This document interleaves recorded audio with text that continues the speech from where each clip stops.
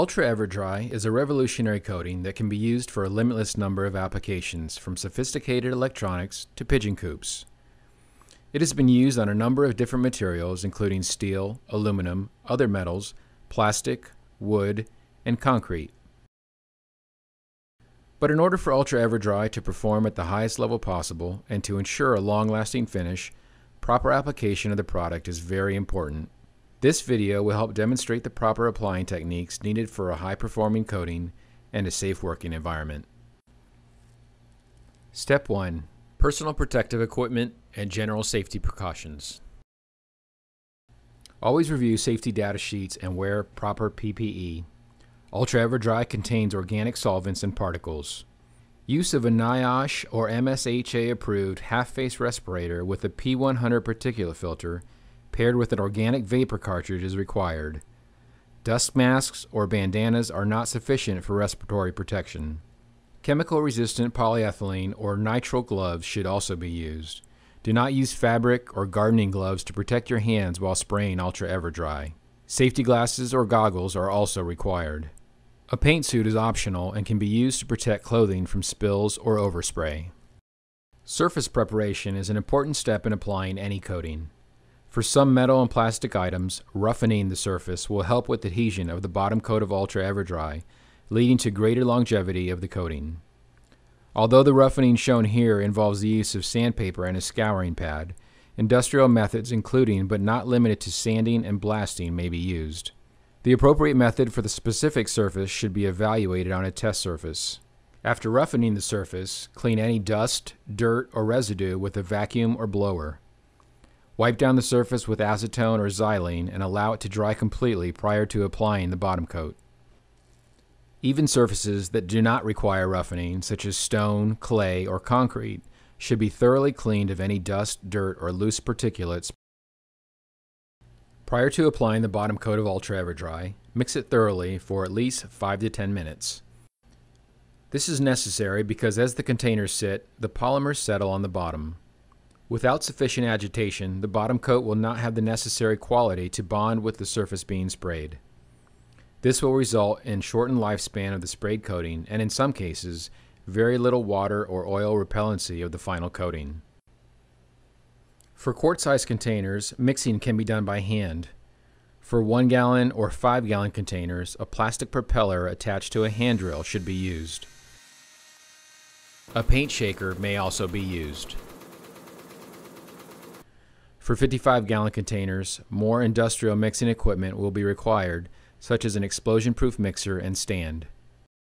You can use different sprayers for the applications of Ultra-Ever Dry, depending on the size of the surface being coated and the available utilities. The Ultra Power Sprayer should be used for medium to large surfaces when compressed air may not be an option, but electricity is available. Ultra Mini sprayers can be used for small surfaces, usually smaller than a standard sheet of paper, and are ideal for demonstration purposes. When using Ultra Mini sprayers, it is best to dedicate one to bottom coat and one to top coat. For the most professional results, and when compressed air is available, use an HVLP spray gun. The air coming into the HVLP sprayer should be set to 25 to 30 psi. Always apply the bottom coat in thin, uniform passes. You should only use enough to wet the surface. Do not over-apply to the point where there are drips or pooling of the coating. If a thicker bottom coat is needed for longer corrosion resistance, it should be applied in multiple thin coats as opposed to one thick coat. In cases where it is possible, rotating the surface between passes may be beneficial to ensure that all angles of the surface are completely covered. Proper application of the bottom coat will result in a dry film thickness of 0.25 to 0.5 mils, or 6 to 13 microns per coating layer. The bottom coat adheres to the surface and allows for proper, consistent application of the top coat. Improper application of the bottom coat will result in poor longevity and decreased abrasion resistance of the finished coating. If the bottom coat is applied too thick, it will result in cracking of the bottom coat as it dries and will result in poor repellency and abrasion resistance. Once the bottom coat is applied, it must be allowed to dry properly prior to application of the top coat.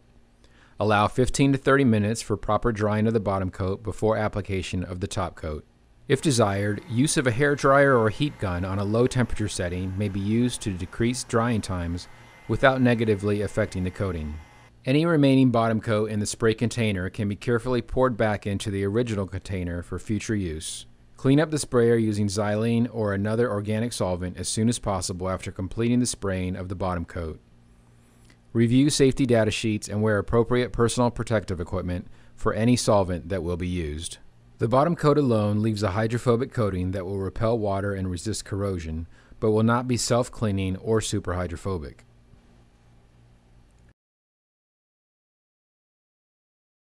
Shake or mix the top coat for 3 to 5 minutes in order to uniformly disperse the solids throughout the mixture.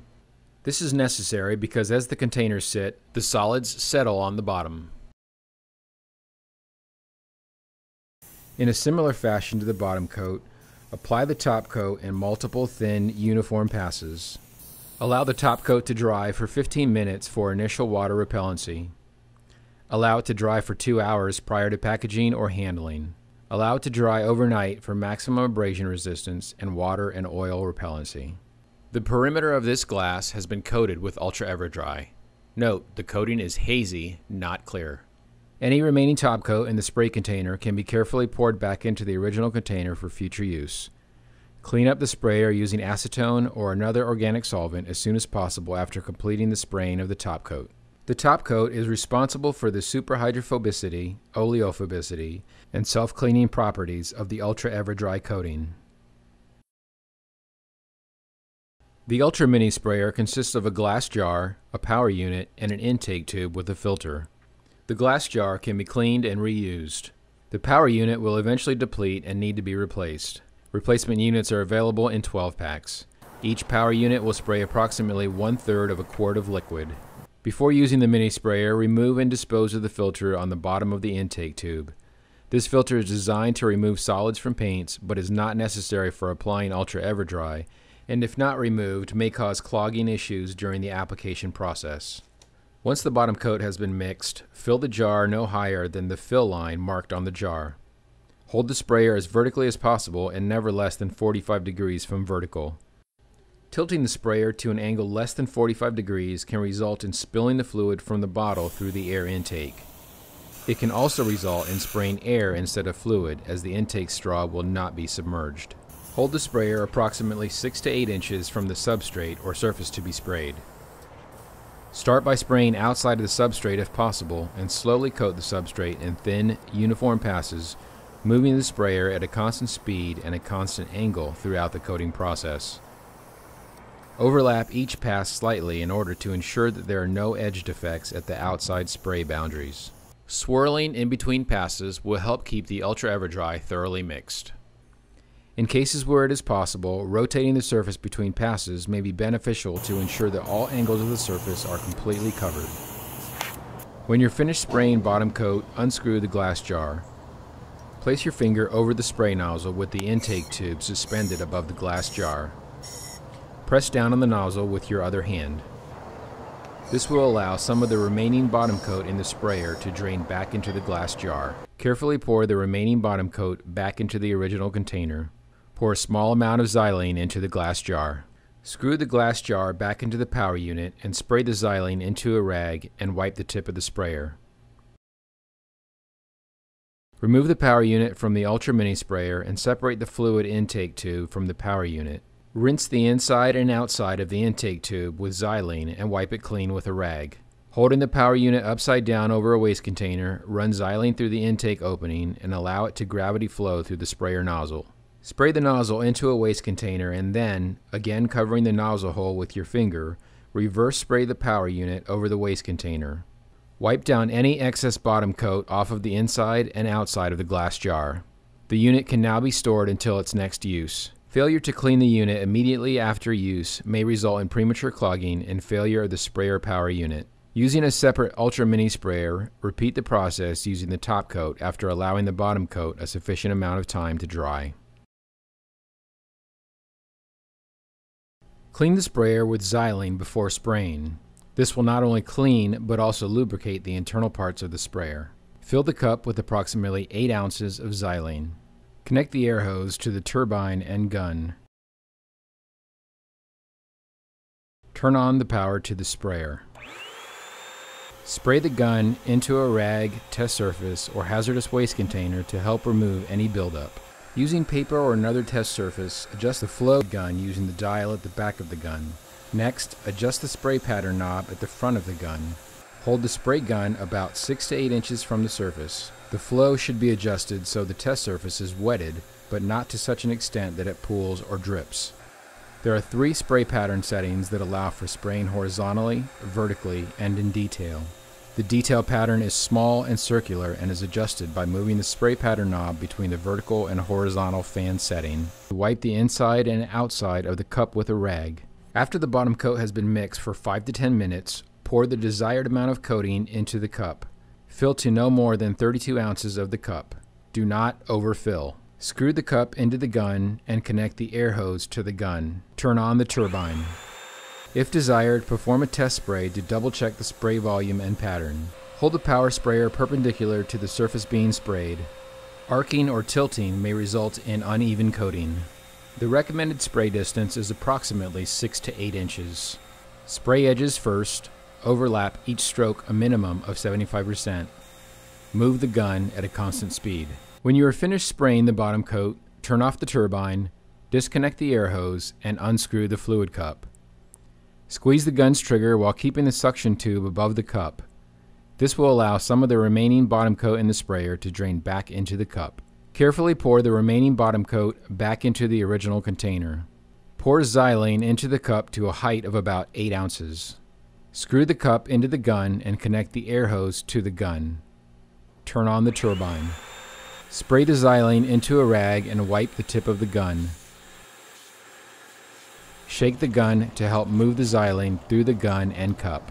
Turn off the turbine, disconnect the air hose, and unscrew the fluid cup. Squeeze the gun's trigger while keeping the suction tube above the cup. This will allow some of the remaining xylene in the sprayer to drain back into the cup. Wipe the suction tube with a rag and set it aside. Remove the O-ring and wipe it clean. Wipe the inside of the molded cup lid. Replace the O-ring and the suction tube. Pour the majority of the xylene in the cup into a hazardous waste container. Leave a little xylene in the cup and use this to wipe the inside and outside of the cup with a rag. Ensure that the threads on the outside of the cup are clean. Repeat the same steps to apply the top coat. Once you are finished applying the top coat, clean the cup and gun using the same procedure used after applying the bottom coat. Once cleaning is completed, you are ready to break down the sprayer components. Remove the air cap ring. Remove the air cap and spray direction plate and place them into the cup containing xylene.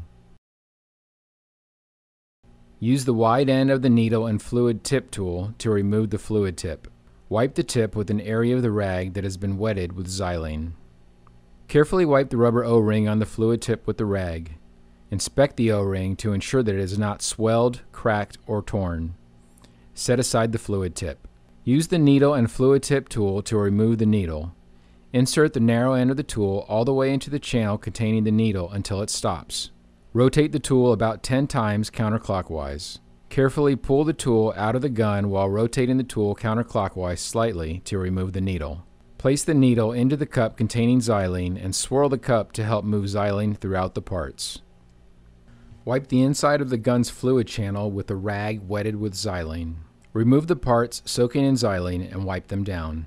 Take care to wipe the lip seal at the back of the fluid needle and ensure that this seal can move back and forth along the back of the needle. Set the needle aside. Wipe down the air cap and ensure that none of the orifices are blocked or damaged. Wipe down the spray direction plate and ensure that none of the orifices are blocked or damaged. Pour the majority of the xylene in the cup into a hazardous waste container. Leave a little xylene in the cup and use this to wipe the inside and outside of the cup with a rag. Ensure that the threads on the outside of the cup are clean. Notice that the lip seal slides easily along the fluid needle. Reassemble the spray gun. Insert the threaded end of the fluid needle into the fluid channel until it stops. Using the slender end of the needle and fluid tip tool, press the fluid needle in and rotate it clockwise until the tool stops. For lubrication, wipe the fluid tip with an area of the rag that has been wetted with xylene. Press the fluid tip into the front of the fluid channel. Insert the spray direction plate into the front of the gun. Insert the air cap into the front of the gun. It will rest loosely on the spray direction plate until the air cap ring is attached. Attach the air cap ring to the front of the gun, but do not over-tighten. The spray pattern knob should move easily, but not loosely. Insert the O-ring back into the bottom of the gun. Insert the suction tube into the bottom of the gun. It is convenient to store the needle and fluid tip tool inside the cup when the gun is not in use. Reattach the cup to the gun. We will be showing you how to use an HVLP spray gun with the Warwick 881H spray gun.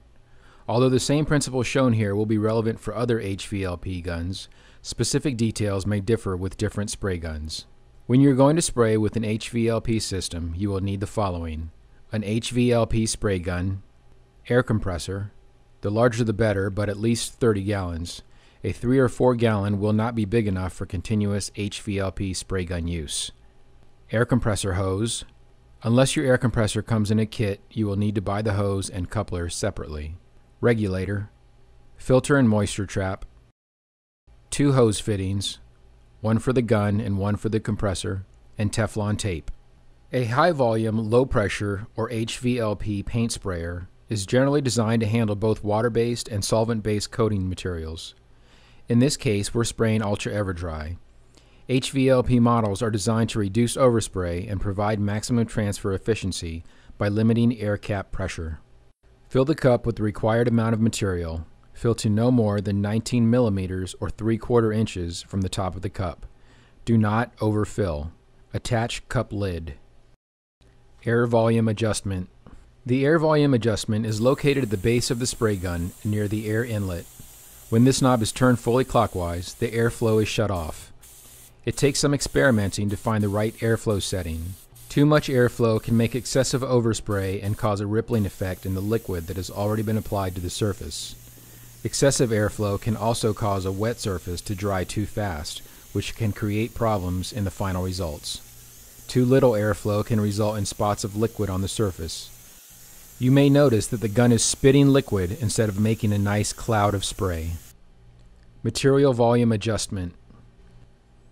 Turning the material adjustment knob clockwise closes the valve to prevent fluid needle movement and stops flow of liquid from the cup into the gun. Fan adjustment. This control, which is sometimes on the side or back of the gun body, adjusts how much the spray stream is flattened into an oval shape. With the fan control fully off or turned clockwise, the spray stream will create a round spot. Turn the fan adjustment counterclockwise about halfway open. If the fan width is set too small, it will take more side-to-side passes to cover the substrate being sprayed, but the bigger problem is the fact that it's easy to apply too much liquid and have problems with pooling, which yields poor results. The fan spray pattern can usually be adjusted from vertical to horizontal or any angle in between. Simply loosen the air cap, the removable cover on the front of the spray gun, and rotate the nozzle. It is typical to leave the spray pattern at vertical, in which case the gun is moved in a horizontal pattern. Test spray. Pulling the trigger halfway back will allow only air to flow through the gun. The liquid will not flow until the trigger is pulled between halfway and fully back.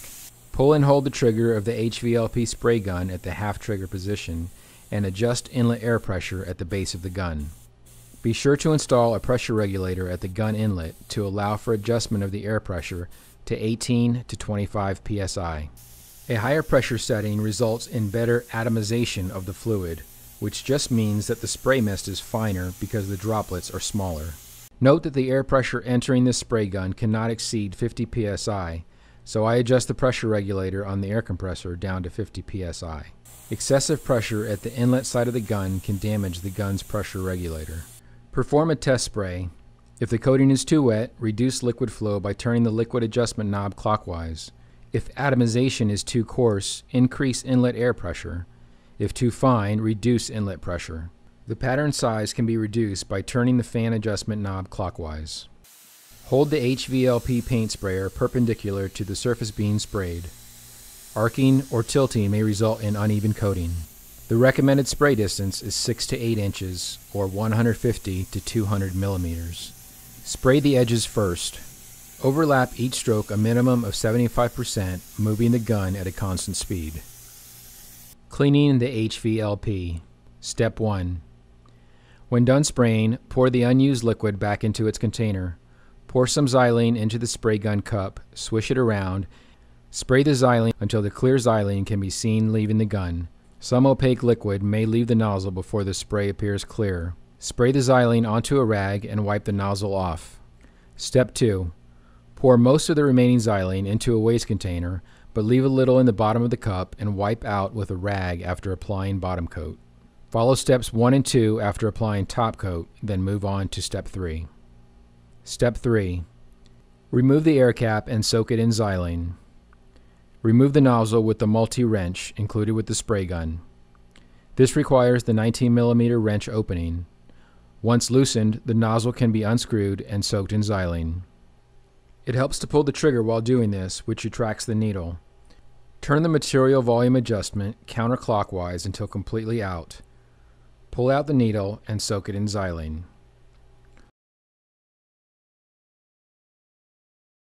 Wipe down all parts with a rag. Reassemble the gun. Always turn off the air supply and relieve pressure when the gun is not in use. You should now be ready to apply Ultra-Ever Dry to just about anything. For more information, visit ultraeverdry.com.